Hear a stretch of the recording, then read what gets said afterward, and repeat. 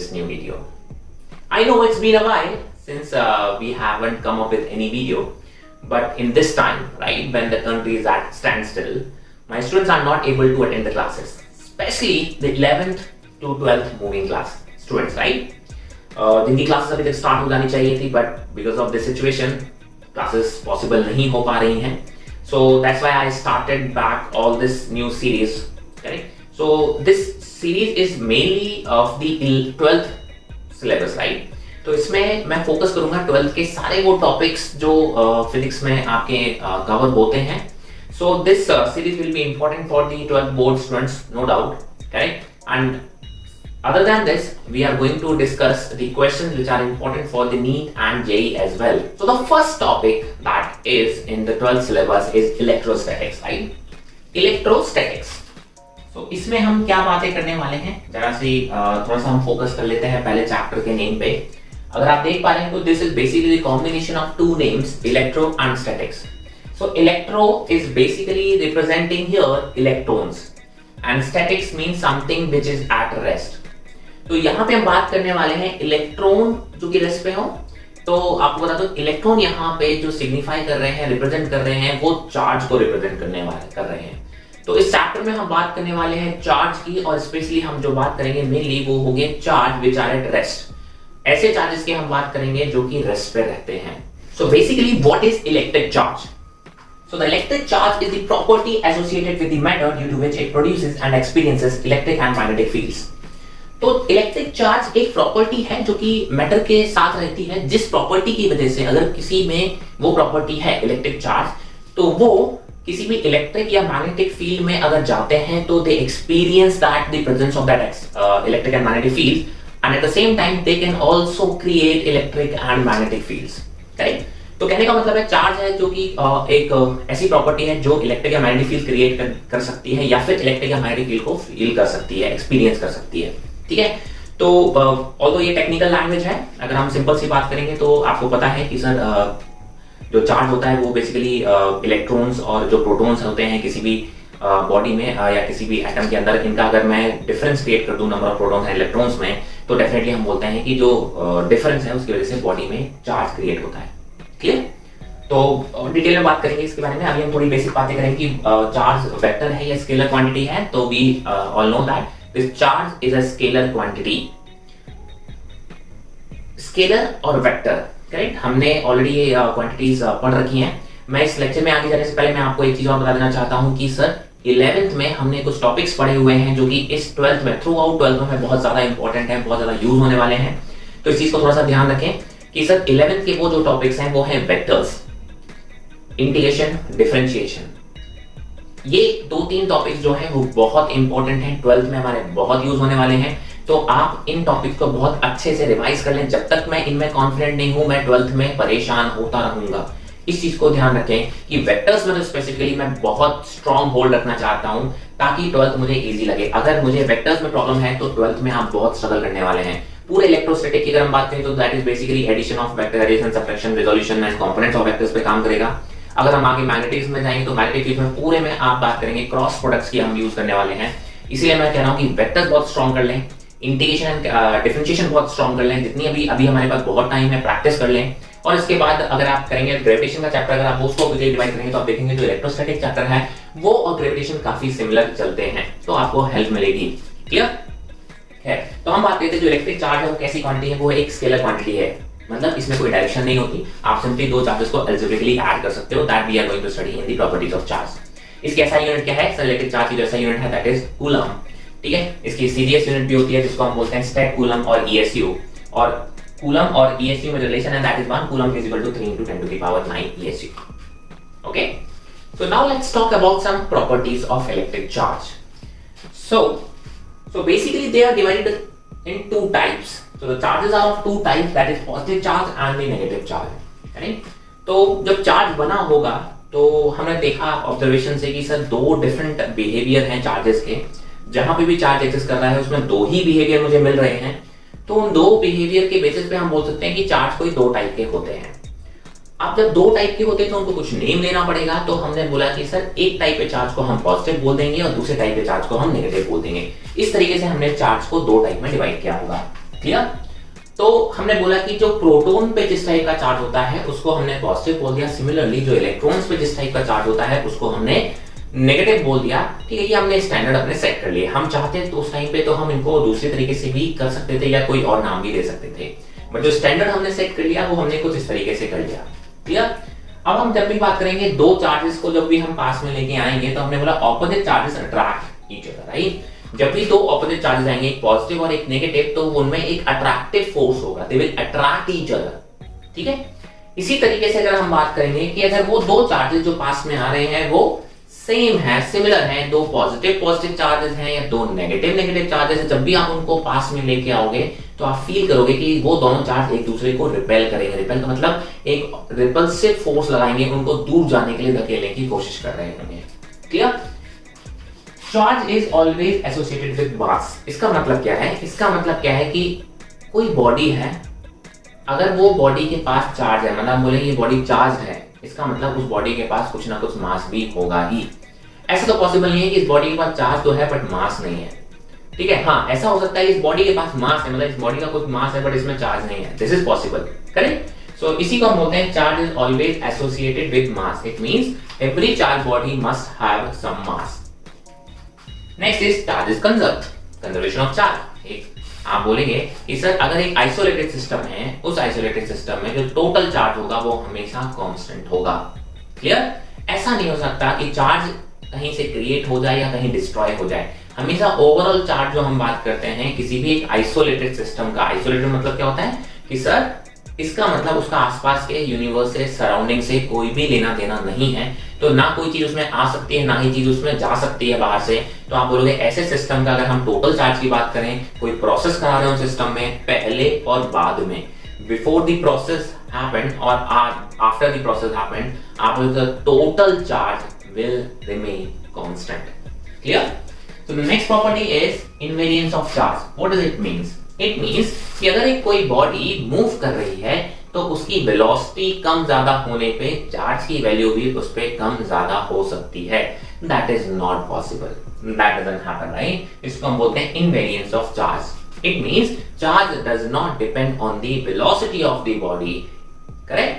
आप बोलते हो सर इसका मतलब मास से क्या है? Yes, मास अगर हम बात करेंगे कि बहुत ज्यादा स्पीड हो जाती है, मतलब compare to the speed of light, अगर हम मास कोई बॉडी है, जैसे मैं बात करूं, अगर मैं मूव करने लगूं और मेरी स्पीड इतनी ज्यादा हो, it is comparable to the speed of light, मेरे मास में क्या होगा?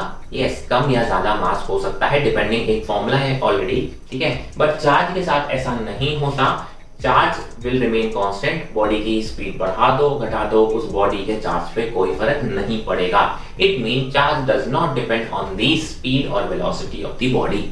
Clear? Quantization of charge, that's very important, remember this, right? इस पे कई बार क्वेश्चन पूछे जाते हैं। This quantization of charge is very important, तो थोड़ा समझ लें।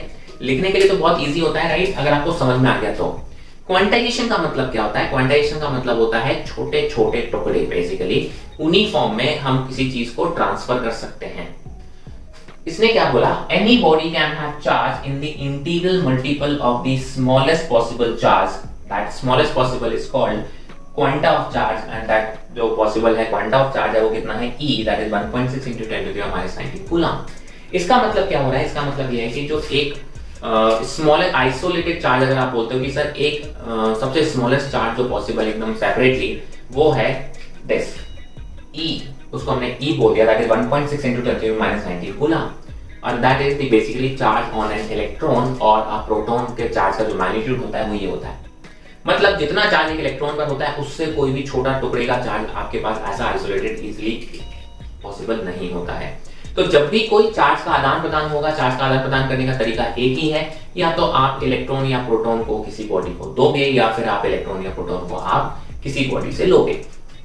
इसका मतलब आप चार्ज को एक इलेक्ट्रॉन के फॉर्म में अगर हम इधर उधर कर रहे हैं, तो इसका मतलब क्या हो गया? किसी भी बॉडी में जो चार्ज की वैल्यू कम ज्यादा हो रही है वो एक इलेक्ट्रॉन, 2 इलेक्ट्रॉन या 3 इलेक्ट्रॉन, हम आधा इलेक्ट्रॉन नहीं ट्रांसफर कर सकते, राइट?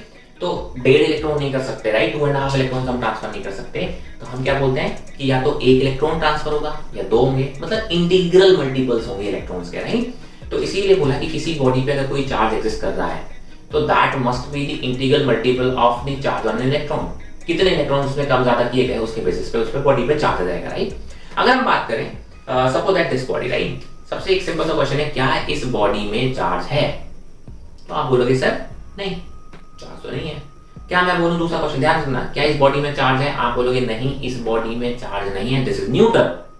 बट अगर मैं बोलूं क्या इस बॉडी के अंदर चार्ज पार्टिकल्स हैं? आप बोलोगे सर चार्ज नहीं है मतलब चार्ज पार्टिकल्स नहीं है, then it will be the wrong answer. इस बॉडी के अंदर चार्ज पार्टिकल्स हैं। Every body is made up of atoms, agree, and atoms are made up of electrons and protons. It means this body does consist electrons and protons within the body, but this body is not charged because the number of protons and number of electrons, it means the number of positive charge and the number of negative charge are equal, so they cancel out each other, so the net charge is 0, agree? अभी इसमें से मैं कोई एक electron कम कर दूं तो आप बोलोगे सर एक इलेक्ट्रॉन अगर मैंने कम कर दिया है मतलब निकाल लिया है तो पहले नंबर ऑफ इलेक्ट्रॉन्स और प्रोटॉन्स मतलब टोटल से बराबर होता है, नेगेटिव वाला अगर कम हो गया तो इसके पास पॉजिटिव वाला एक्सेस में आ जाएगा, तो हम बोलेंगे now this body will be positively charge. ध्यान से सुनिएगा, एक इलेक्ट्रॉन जब निकल जाएगा तो आप बोलोगे इसमें नंबर ऑफ इलेक्ट्रॉन्स कम हो गए मतलब नेगेटिव चार्ज कम हो गया तो पॉजिटिव अपने आप ज्यादा हो गया, तब आप बोलोगे सर अब ये इम्बैलेंस है मतलब this body is now positively charge. अब कितना डिफरेंस आएगा? सर एक इलेक्ट्रॉन निकालो तो एक इलेक्ट्रॉन के चार्ज के बराबर, दो इलेक्ट्रॉन निकालो तो दो इलेक्ट्रॉन के चार्ज के बराबर, तो कोई भी बॉडी पे जो चार्ज आएगा वो क्या आएगा? इसके मल्टीपल्स में ही आएगा, राइट। उसी को हम बोलते हैं क्वांटाइजेशन ऑफ चार्ज। इसमें हम कुछ क्वेश्चन देखेंगे, तो इसका मतलब क्या? Any body can have charge in the integral multiple of the smallest possible charge, and that smallest possible charge जिसको हम ई से रिप्रेजेंट करते हैं उसको हम बोलते हैं quanta of charge, and that is E equal to 1.6 into 10 to the power minus 19 coulomb. This is nothing but the magnitude of charge on single electron और proton दोनों पे बराबर होता है, एक पॉजिटिव होता है तो एक नेगेटिव होता है, बट मैग्नीट्यूड वाइज दोनों में इक्वल होता है। तो अगर किसी बॉडी के चार्ज को हम Q से रिप्रेजेंट करेंगे तो that will be equal two plus minus Ne, where N can have only integral values 1 2 3 4 5 6, right. हम आधे इलेक्ट्रॉन 1.5 इलेक्ट्रॉन के टर्म्स में हमारे चार्ज डिस्ट्रीब्यूट नहीं होते हैं। इस चीज को बहुत अच्छे से समझना, इसमें कोई डाउट है तो आप कमेंट सेक्शन में मेंशन करना, करेक्ट। बट ये चीज बहुत अच्छे से बहुत बार पूछी जाती है। Another property is total charge on a body is the algebraic sum of all the charges present on it, right? हम ऑलरेडी बात कर चुके हैं पिछले स्लाइड में कि चार्ज कैसी क्वांटिटी है, स्केलर, और स्केलर है तो आप सिंपली क्या कर सकते हो? अल्जेब्रिकली ऐड कर सकते हो। इट मींस अगर किसी बॉडी के अंदर, राइट, अगर मैंने कहा ये एक बॉडी है, ये एक सिस्टम है, इस सिस्टम में यहाँ पे +2 कूलम है, -3 कूलम है, +1 कूलम है, ठीक है, या 4 कूलम बोल दो, राइट। आप बोलते हो कि what is the net charge of this system, तो आप बोलोगे that will be equal to sum of +4 coulomb +2 coulomb -3 coulomb, right. Sum करोगे तो +2 6 and -3 that is equal to +3 coulomb. तो आप बोलोगे सर इस बॉडी पे जो चार्ज है that will be equal to +3 coulomb. तो किसी भी बॉडी पे अगर आपको नेट चार्ज निकालना होता है तो सिंपली आप उसको अलजेब्रिकली ऐड करते हैं with sign, remember this, right. ये नेगेटिव था तो मैंने यहाँ नेगेटिव रखा, ये पॉजिटिव थे तो मैंने यहाँ पॉजिटिव रखा, करेक्ट। और जो रिजल्ट आएगा वो भी आपके साइन के साथ आएगा। So these are just few properties of electric charge. So let's see an example. The question is find the number of electrons in 1 coulomb. 1 coulomb charge में कितने इलेक्ट्रॉन्स होते हैं? तो आप देखेंगे कि सर मुझे मालूम है कि सर एक इलेक्ट्रॉन का जो चार्ज होता है, राइट, जो चार्ज होता है वो बेसिकली क्या होता है? बोले sir 1.6 into 10 to the power minus 19 coulomb. ये किस पे है? सर एक इलेक्ट्रॉन पे चार्ज है, ठीक है, जिसको हम E से डिनोट करते हैं, राइट। किससे डिनोट करते हैं? E से। आपने बोला कि सर इस बॉडी पे, किसी भी बॉडी पे चार्ज की वैल्यू कितनी बोली? आपने बोला 1 कूलम है, और मुझे मालूम है जो Q हमने क्वांटाइजेशन ऑफ चार्ज में पढ़ा था कि किसी भी बॉडी का जो चार्ज है वो बेसिकली क्या होता है? That is the integral multiples of E, ठीक है। आप 1 कूलम बोले, मैं उसको पॉजिटिव 1 कूलम की तरह प्लस माइनस एनी भी लगा सकते हैं। तो मुझे ये नंबर ऑफ इलेक्ट्रॉन, ये क्या बोल रहा है? This is the multiples of E, right. जितने इलेक्ट्रॉन्स कम ज्यादा हुए होंगे उतने यहाँ पे n आगे होंगे, एग्री। तो मुझे इस n की वैल्यू निकालनी है, तो आप क्या बोलोगे? सर E की वैल्यू रख दो। तो n is equal to 1 coulomb upon 1.6 into 10 to the power minus 19 coulomb, right. तो बेसिकली आपको इसको डिवाइड करना है। तो ये जो वैल्यू आती है वो लगभग पाएगी 6.24 into 10 की पावर 18, राइट, नंबर है ये। So this is the value, right? तो आप बोलोगे कि सर एक कूलम में इतने इलेक्ट्रॉन्स होते हैं। अब जो इसमें एक बहुत बड़ा डाउट होता है, किसी को लग रहा होगा सर ये n की वैल्यू तो इंटीजर है ही नहीं। आपने होता है n की वैल्यू तो इंटीजर होती है ना। तो आप बोलो सर ये तो 6.24 है, no it is an integer value. थोड़ा सा ध्यान से देखें, this is not 6.24, it is 6.24 into 10 to the power 18। It means इसको आप 10 की पावर 18 से मल्टीप्लाई करना, मतलब 1 into 18, 1 के आगे 18 जीरो लगा के और फिर उससे इसको मल्टीप्लाई करोगे तो ये वैल्यू कितनी 6240000 समथिंग आएगा, right. So that is an integer value. तो कभी इस चीज में कंफ्यूज कर देते हैं कभी कि क्या ये इंटीजर वैल्यू है, yes it is an integer value. Clear? ये अगर आप इसको देखोगे तो आपको इंटीजर वैल्यू नहीं दिखेगा, but this quantity is an integer value. So ये तो बातें हुई चार्ज की, इलेक्ट्रिक चार्ज क्या है और उसकी प्रॉपर्टीज के बारे में कुछ। अब अगर हम बात करें किसी भी बॉडी को चार्ज हम कैसे देते हैं, राइट, तो हमने कहा कि सर एक ये न्यूट्रल बॉडी है, अगर हमें एक बॉडी को चार्ज करना है तो हम किस तरीके से चार्ज कर सकते हैं। तो ये जो मेथड्स होते हैं, किन तरीकों से हम बॉडी को चार्ज कर सकते हैं, उनको हम बोलते हैं methods of charging, and that process is called charging, correct. So there are three methods of charging and we are going to study them. So the first method of charging a body is charging by friction. Okay? ये हमने बचपन में इनसे बहुत खेला है, unknowingly हमने इस मेथड का बहुत यूज किया है।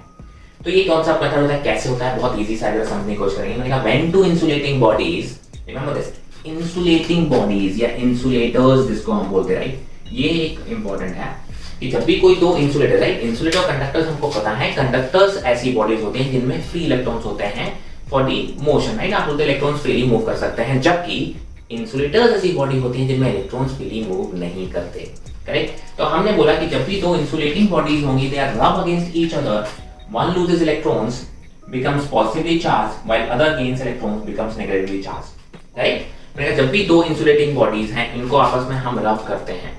अब रब करते हैं तो आप बोलते हो कि सर रब करने से क्या होगा, फ्रिक्शन होगा, और फ्रिक्शन से क्या होता है, हीट जनरेट होती है। उस हीट जनरेट, अगर वो हीट जनरेशन इतनी स्ट्रॉन्ग है कि सर उसमें से किसी एक बॉडी में से कुछ इलेक्ट्रॉन्स को खींच सकती है, राइट। हमने पता है कि सर अगर किसी इलेक्ट्रॉन को फ्री कराना होता है आउटर सेल से तो उसको कुछ हीट देनी होती है, तो वो हीट यहाँ किस फॉर्म में प्रोवाइड करा रही है, फ्रिक्शन, फ्रिक्शन से हीट प्रोड्यूस कर रहे हैं। उस हीट अगर सफिशिएंट है तो एक बॉडी के से कुछ इलेक्ट्रॉन निकाल के दूसरी बॉडी को सप्लाई हो जाते हैं। उस केस में क्या होता है कि सर जो इलेक्ट्रॉन्स लूज करता है, पहले न्यूट्रल था दोनों बॉडीज, तो जो इलेक्ट्रॉन्स लूज करेगा ना उसमें से इलेक्ट्रॉन्स कम होंगे तो पॉजिटिव चार्ज हो जाएगा, क्योंकि उसमें पॉजिटिव चार्ज ज्यादा होंगे। Similarly the other body which will gain electrons, right, जिसको इलेक्ट्रॉन्स मिलने वाले हैं, आप बोलेंगे वो बॉडी अब नेगेटिवली चार्ज हो जाएगी। मैंने कहा फॉर एग्जांपल अगर ग्लास रॉड को एक सिल्क क्लॉथ से अगर हम रब करेंगे तो glass rod will become positive, right, and silk will become negative. It means glass rod ने कुछ इलेक्ट्रॉन्स इसको दे दिए हैं, इसके पास इलेक्ट्रॉन्स एक्स्ट्रा हो गए हैं जबकि इसके पास इलेक्ट्रॉन्स कम हो गए हैं।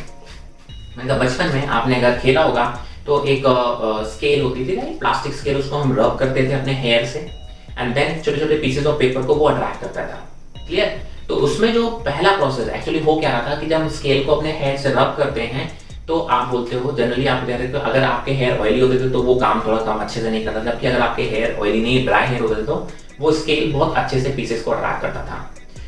तो बेसिकली उसमें आप क्या कर रहे होते थे, स्केल को रब कर रहे हो, फ्रिक्शन की तरह आप हेयर और स्केल को जब रब कर रहे होते हो तो स्केल को आप चार्ज कर रहे होते हो, और वही चार्ज आपके जो पीसेस ऑफ पेपर है because of charge body, right, क्योंकि स्केल अब चार्ज हो जाती थी तो उसकी वजह से कुछ इंडक्शन की वजह से जो आगे हम पढ़ेंगे तो वो पीसेस ऑफ पेपर को अट्रैक्ट करती थी, clear. Next charging method is charging by conduction, clear. What is conduction? When two conductors, remember this, charging by conduction में हमें दो कंडक्टर्स चाहिए, इसमें हमें दोनों इंसुलेटिंग बॉडीज होनी चाहिए, इसमें हमारा कंडक्टिंग बॉडीज होगी तो ये प्रोसेस काम नहीं करता है, जबकि कंडक्शन में हमें दोनों ही बॉडी कैसे चाहिए, कंडक्टर्स, क्योंकि इनमें हमें फ्री फ्लो ऑफ इलेक्ट्रॉन चाहिए। चलो देखते हैं कैसे। जब भी दो कंडक्टर्स को उसमें से एटलीस्ट एक चार्ज होना चाहिए, ऑब्वियसली बात है, एक चार्ज होगा तभी दूसरे को चार्ज कर पाएगा। तो उसने बोला एक चार्ज कंडक्टर लिया, एक अनचार्ज कंडक्टर लिया और आप उनको कॉन्टैक्ट में लाए, तो क्या होगा कि सर जिसके पास चार्ज है, ठीक है, वो अपने चार्ज को दूसरे चार्ज को देने की कोशिश करेगा, clear, and this is how both the bodies will get charge. So the two conductors at least one charge come in contact, there will be exchange of electrons, thus charging both the bodies with the same sign। एक के पास charge था, एक के पास कोई charge नहीं था, neutral था, जब भी आपने इनको कॉन्टैक्ट में किया तो इसमें से देखो अपना कुछ चार्जेस को दे दिया, क्योंकि इसके पास पॉजिटिव चार्ज था, पॉजिटिव मतलब डेफिशिएंसी ऑफ इलेक्ट्रॉन्स था, तो बेसिकली इसने इलेक्ट्रॉन इसमें से खींचे होंगे, तो यहाँ से इलेक्ट्रॉन चले गए तो ये भी पॉजिटिवली चार्ज हो गया और इसका कुछ चार्ज कम हो गया, इसको हम बोलते हैं अपना पॉजिटिव चार्ज इसने इसको दे दिया, ठीक है। देने का तरीका ये था कि आपने इसमें से इलेक्ट्रॉन्स मूव कर लिए, because electrons are freely moving, protons जल्दी में ट्रांसफर नहीं हो सकते, इसलिए पॉजिटिव चार्ज से ट्रांसफर होने का तरीका भी इलेक्ट्रॉन्स के थ्रू ही होता है। ठीक है, अब इसमें दो इंपॉर्टेंट पॉइंट्स हैं कि जब भी आप दो कंडक्टिंग बॉडीज को आपस में कनेक्ट करते हो, there will be flow of electrons from one body to another. लेकिन कब तक? जब तक दोनों बॉडी का इलेक्ट्रिक पोटेंशियल सेम नहीं हो जाता। हाईलाइट कर लो, नोट डाउन कर लो, पॉज करके वीडियो, बहुत ही इंपॉर्टेंट पॉइंट है कि जब भी दो कंडक्टिंग बॉडीज को आपस में हम कनेक्ट करते हैं, उसमें एक बॉडी चार्ज है, there will be flow of electrons from one body to another until unless both the bodies will have the same electric potential। जरूरी नहीं है कि ये दोनों बॉडीज का फाइनल चार्ज भी सेम हो, but yes final electric potential दोनों बॉडी का सेम होगा, तब चार्ज फ्लो रुक जाएगा। अब ये इलेक्ट्रिक पोटेंशियल क्या है, that we are going to study in the further lecture. जो फ्यूचर में हम इसके बाद कुछ लेक्चर पढ़ेंगे, उनमें जाके हम बात करेंगे इलेक्ट्रिक पोटेंशियल की। क्लियर? तो अभी के लिए हम याद रखें, ठीक है। अब मैंने कहा सर अच्छा दो बॉडीज हैं, दोनों बॉडीज को आप कांटेक्ट में ला रहे हो तो क्या फाइनल चार्ज सेम नहीं होंगे? मैंने कहा not necessarily, final potential same होते ही ये चार्ज फ्लो रुक जाएगा। क्लियर? उस कंडीशन में इन दोनों के चार्जेस भी अलग अलग हो सकते हैं। हाँ, लेकिन टोटल चार्ज दोनों का हम ऐड करें, यहां पे करें या यहां पे करें, that will remain the same because charge is conserved. Yes, another important point, again उसको हाईलाइट कर लेना, अगेन उसको नोट डाउन कर लेना। If the two bodies are identical, अगर दोनों ही बॉडीज आइडेंटिकल हैं तो आप बोलोगे फाइनल इलेक्ट्रिक पोटेंशियल सेम भी तभी होगा जब दोनों का चार्ज भी सेम होगा, दोनों बॉडीज पे जो चार्ज होगा वो भी सेम होगा, तभी जाके आप बोलोगे यस कि सर इन दोनों का पोटेंशियल भी सेम होगा। So that is basically very important. दो पॉइंट्स हैं वो आप बिल्कुल नोट डाउन कर लेना, बहुत ही इंपॉर्टेंट पॉइंट्स हैं। Clear? So third method is charging by induction. So what is this method? A method in which a charged body can be used to charge another body without touching and losing its charge. It means इसमें एक body जो कि charge होगी वो दूसरी body को भी charge कर सकती है, इवन उसको टच किए बिना। कंडक्शन में आपने क्या देखा था या फ्रिक्शन में क्या देखा, दो बॉडी रब कर रही थी या टच में आ रही थी, पर इंडक्शन में एक्चुअल टच नहीं होगा। क्लियर? एंड कंडक्शन और फ्रिक्शन में आपने देखा होगा एक इलेक्ट्रॉन लूज कर रहा था तो दूसरा इलेक्ट्रॉन गेन कर रहा होगा। यहाँ पे जो चार्ज बॉडी है वो अपना चार्ज भी लूज नहीं करेगी। ओके, तो कैसे होता है जरा देखें। मैंने कहा suppose that this is a neutral body and this is a charge body. जब आप उनको पास में लेके आओगे तो ऑब्वियसली देखो आपको पता है positive charge attracts negative charge. इस बॉडी के अंदर इलेक्ट्रॉन्स भी हैं और प्रोटॉन्स भी हैं, तो उसने क्या किया होगा, पॉजिटिव ने कुछ इलेक्ट्रॉन्स को अपनी तरफ खींच लिया होगा। तो यहाँ पे आप बोलते हो कि इस रीजन में न्यूट्रल, आप बोलते हो कि सर नेगेटिव चार्ज ज्यादा आ गया क्योंकि इलेक्ट्रॉन ज्यादा इकट्ठे हो गए, और यहाँ पे प्रोटॉन्स को धक्का दिया होगा पीछे की तरफ। तो ध्यान रखें प्रोटॉन्स मूव नहीं करेंगे, यहाँ से जो इलेक्ट्रॉन्स इधर की तरफ शिफ्ट हो गए तो यहाँ ऑलरेडी इस रीजन में कुछ इलेक्ट्रॉन्स की कमी हो गई, तो आप बोलोगे ये रीजन पॉजिटिवली चार्ज सा लगने लगा। बट ओवरऑल अभी ये बॉडी न्यूट्रल ही है। अगर आप इसमें net number of electrons and protons की बात करें तो अभी भी ये बॉडी न्यूट्रल है, अभी चार्ज नहीं हुई। अभी सिर्फ इस बॉडी में न्यूट्रल और जो नेगेटिव और पॉजिटिव चार्ज है वो एक जगह से शिफ्ट हो गए हैं। अब आपने अगर इसको अर्थ कर दिया, अर्थ का मतलब है कि ग्राउंड से कनेक्ट कर दिया, तो जो ग्राउंड है वो हर बॉडी को न्यूट्रल करने की कोशिश कर रहा होता है। ध्यान रखें, आप अभी आगे और डिटेल में पढ़ेंगे, आपने घर में भी देखा होगा एक अर्थ करने का बेसिकली क्या होता है, कोई भी एक्स्ट्रा चार्ज आए तो वो अर्थ अपने अंदर ले ले। तो अर्थ की या ग्राउंड करने की मतलब है कि सर जो एक्स्ट्रा चार्ज होगा, तो देखो ये पॉजिटिव चार्ज यहाँ पर आया होगा, जैसे ही आपने ग्राउंड को कनेक्ट किया तो आप बोलते हो यहाँ पे इसने पॉजिटिव चार्ज को न्यूट्रल कर दिया, पॉजिटिव चार्ज को खींच लिया, ऐसे बोलते हैं। या फिर आप बोलोगे सर इसने कुछ इलेक्ट्रॉन प्रोवाइड करके इस वाले रीजन को न्यूट्रल कर दिया, जबकि ये वाला जो इलेक्ट्रॉन जो नेगेटिव चार्ज था वो इसने पकड़ के रखा हुआ था, वो इतनी इजीली छोड़ेगा नहीं। फोर्स ऑफ अट्रैक्शन का मतलब क्या है, खींच के रखा हुआ है, तो अर्थ इस वाले पोर्शन को न्यूट्रलाइज नहीं कर पाता। अब क्या करेंगे, मैं अब इसमें से अर्थ को हटाऊंगा पहले, और इस रॉड को या इस चार्ज बॉडी को जब दूर लेके जाऊंगा तो ये जो अभी नेगेटिव चार्ज आ गया, नेट नेगेटिव चार्ज आ गया, तो देखो यही नेट नेगेटिव चार्ज पूरी बॉडी में थ्रू आउट क्या हो जाएगा, फैल जाएगा, यूनिफॉर्मली डिस्ट्रीब्यूट हो जाएगा। क्लियर? तो इस बॉडी पे न्यूट्रल, अब ना तो इसने इलेक्ट्रॉन्स को गेन किया ना ही इसने इलेक्ट्रॉन को लूज किया। सर फिर इसके बाद नेगेटिव चार्ज कहां से आ गया? ध्यान करो कि सर इसने इसके पॉजिटिव चार्ज को न्यूट्रल किया था। अब पॉजिटिव चार्ज को न्यूट्रल करने का तरीका क्या हो गया, मतलब ग्राउंड से यहाँ पर इलेक्ट्रॉन्स फ्लो हुए थे और इलेक्ट्रॉन्स फ्लो हुए तो उसने पॉजिटिव चार्ज को क्या कर दिया, न्यूट्रल कर दिया। तो यही इलेक्ट्रॉन्स इस बॉडी में आ गए, कोई भी चार्ज क्रिएट नहीं हुआ ना ही डिस्ट्रॉय हुआ, चार्ज अभी भी कंजर्व है। ये जो नेगेटिव चार्ज आया वो अर्थ से यहाँ पर आया, इसने कोई भी लेना देना नहीं किया। इस पे बहुत सारे अच्छे क्वेश्चन बनते हैं, तो इसकी अच्छे से हमें प्रैक्टिस करनी होती है। इस पे कई सारे हम थ्योरेटिकल और कंसेप्चुअल क्वेश्चन प्रैक्टिस जरूर कर लें। Clear? So these are the three methods of charging. So now we are going to study about the gold leaf electroscope. What is gold leaf electroscope? So gold leaf electroscope is nothing but a device to detect charge. आप बोलेंगे sir कोई भी body charge है, मैंने कहा sir अगर मैं बोलूँ ये बॉडी रखी हुई है ये चार्ज है या नहीं, चार्ज है या नहीं है, अगर आपको ये पता करना है तो आपको कोई ना कोई डिवाइस यूज करना पड़ेगा। तो उसके लिए हम यूज करते हैं गोल्ड लीफ इलेक्ट्रोस्कोप, राइट? तो कि बस ये बताता है कि ये बॉडी चार्ज है या नहीं है, ये नहीं बताता कि वो पॉजिटिव चार्ज है या नेगेटिव चार्ज है जनरली, राइट? हम बाय मींस अदर मींस हम ये पता कर सकते हैं।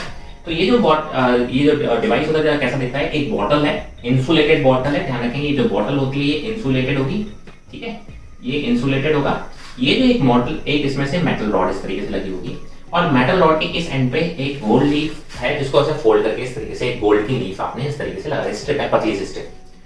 अब कैसे काम करती है, मैंने कहा सपोज दैट कोई बॉडी है, अब आप उस बॉडी को पता करना है कि ये चार्ज है या नहीं, तो आप क्या करेंगे उस बॉडी को यहाँ पे इसे टच कराओगे, क्या कराओगे इसको, ये जो दो बॉडी थी जिसको मैं पता करना था इससे आपको टच कराओगे।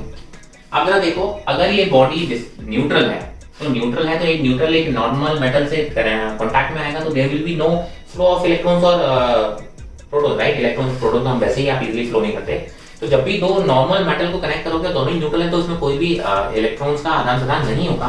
बट अगर सपोज दैट ये किसी भी तरीके से चार्ज है, चाहे वो पॉजिटिवली चार्ज हो चाहे वो नेगेटिवली चार्ज हो, अगर आप बोलोगे तो यहाँ पे क्या हो जाएगा, कंडक्शन, है ना? ठीक है, कंडक्शन भी हो सकता है, अगर थोड़ी दूर है तो इंडक्शन भी हो सकता है, दोनों ही प्रोसेस से कर सकते हो। तो मैंने कहा इसका मतलब कुछ चार्ज इसमें से फ्लो होगा, ठीक है? तो आप बोलोगे ये चार्ज फ्लो होकर यहाँ पर जाएगा इस एंड पे, और इसको भी क्या होगा, दोनों ही लीव्स में आप बोलोगे सेम चार्ज क्या हो जाएगा, आ जाएगा। जब दोनों लीव्स में सेम चार्ज आ जाएगा जो फ्लो के आया तो ये रिपेल करेगा, रिपेल करने से लीव्स की डिस्टेंस बढ़ेगी, दो लीव्स की डिस्टेंस कैसे होगी, बढ़ेगी, राइट? चाहे वो पॉजिटिव चाहे नेगेटिव है, दोनों ही केस में इसमें या तो दोनों नेगेटिव आ जाएगा या दोनों में पॉजिटिव चार्ज आ जाएगा। तो जब ये लीव्स अगर एक्सपैंड कर रही है यानी इनकी भी डिस्टेंस बढ़ रही है, इसका मतलब क्या हो, यहाँ से कोई ना कोई चार्ज फ्लो हुआ है और that is only possible when a body is charge. अगर यहाँ पे कोई भी एक्सपेंशन नहीं हो तो आप बोलोगे यस नाउ जो बॉडी आपने टेस्ट किया है वो अनचार्ज है, उसमें कोई चार्ज नहीं है। So this is how we detect charge using gold leaf electroscope. तो आज के लेक्चर की हम बात करें तो बहुत ही बेसिक सा लेक्चर था कि सर इलेक्ट्रिक चार्ज क्या है, उसकी प्रॉपर्टीज क्या है, और कभी किसी दो बॉडीज को अगर आपको चार्ज करना है तो किन किन मेथड से हम चार्ज कर सकते हैं। आगे के लेक्चर्स में जो कि बहुत इंपॉर्टेंट होंगे उसमें हम बात करेंगे कूलम लॉ की, ठीक है? आप कूलम्स लॉ की अगर हम बात करेंगे उसके बाद हम electric field and electric field के बारे में और डिटेल में चर्चा करेंगे। तो जब तक कि हमने आपको जैसे कि ऑलरेडी बताया कि जब तक कि हम इस कंडीशन में हैं, कंप्लीटली लॉकडाउन जैसी सिचुएशन में हैं, मैं रेगुलरली वीडियोस आपको देता रहूंगा ताकि आपको कोई भी पढ़ाई का लॉस नहीं हो। क्लियर? स्पेशली मैं उन स्टूडेंट्स की बात कर रहा हूं जो कि 11th से 12th में मूव कर रहे हैं, क्योंकि उनके पास ऑलरेडी टाइम बहुत कम है। जो 10th से 11th में मूव करते हैं उनके पास भी सफिशिएंट टाइम है, ठीक है? 11th एंड 12th अगर आप बात करें उसके बाद बोर्ड्स हैं, उसके बाद नीट या जेईई है। जो ड्रॉपर्स हैं, ड्रॉपर्स अभी इसी साल के एग्जाम देने के लिए बिजी होंगे, ऑब्वियसली बात है, ठीक है? तो उनके पास और उनके एडमिशन भी आप देखेंगे तो अप्रैल एंड या मई से बैचेस स्टार्ट होते हैं, तो अभी उनके पास भी सफिशिएंट टाइम है। बट यस, जो सबसे ज्यादा लॉस में आ सकते हैं आई होप आएंगे नहीं, and because I am just saying this is the best time, जितना ज्यादा, बिकॉज इस टाइम पे डिस्ट्रैक्शंस कम है, आपकी एंगेजमेंट्स कम होंगे, 12th वाले बोर्ड के प्रेशर ना ही आए, इसके लिए स्टार्टिंग से ही स्टार्ट कर दो। जितना जल्दी स्टार्ट करोगे उतना ही बेटर रिजल्ट्स लेके आओगे। तो 12th वाले स्टूडेंट्स आप लोग लग जाइए, मैं आपको प्रॉमिस करता हूँ कि आपको रेगुलर वीडियोस देता रहूंगा जब तक कि आप जब तक कि आप बोल सकते हैं कि सर आप इस सिचुएशन में, लॉकडाउन वाली सिचुएशन में रहें, और उसके बाद भी मैं इसको कंटिन्यू करता रहूंगा। आपको किसी भी तरीके के डाउट हैं आप मुझे नीचे कमेंट करके मेंशन कीजिए, डेफिनेटली मैं उन डाउट्स को कवर करने की कोशिश करूंगा, ठीक है? You can also subscribe the channel and press the bell icon ताकि आपको नोटिफिकेशन आते रहें, जैसे ही मेरा कोई भी न्यू वीडियो आए आपको तुरंत नोटिफिकेशन आ जाए और कोई भी मिस नहीं हो। So this is it for this video. Thank you.